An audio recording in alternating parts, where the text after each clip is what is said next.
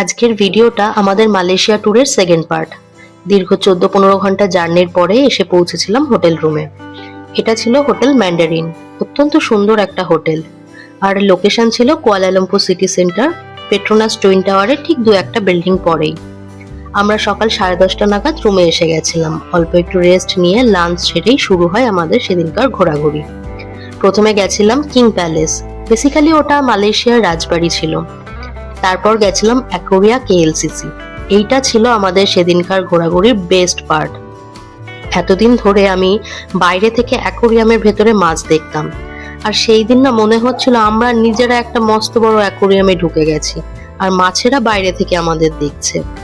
কত যে মাছ দেখলাম সেদিন, যদিও সব মাছের নাম লেখা ছিল, কিন্তু আমার এখন না অর্ধেকের বেশি নামও মনে নেই, ভুলে গেছি। যাই হোক, অ্যাকোরিয়া কেএলসিসি থেকে বেরোনোর পর আমরা ইন্ডিপেন্ডেন্স স্কোয়ার, ন্যাশনাল মনুমেন্ট, এই সবগুলো যদিও ঘুরেছিলাম, কিন্তু আমার না ভিডিও করা হয়নি। ফার্স্ট ডেতে আমাদের লাস্ট ডেস্টিনেশন ছিল ওখানকার এক ফেমাস চাইনিজ টেম্পল। যে কোনো মন্দির মানেই তো বেশ সুন্দর একটা পজিটিভ ভাইবস থাকে, ওখানেও তেমনটাই ছিল। পরন্ত বিকেলে মন্দিরের ওপর থেকে শহরটাকে দেখতে অত্যন্ত সুন্দর লাগছিল। আর এইভাবেই কাটলো আমাদের কুয়ালালামপুরের প্রথম দিনটা।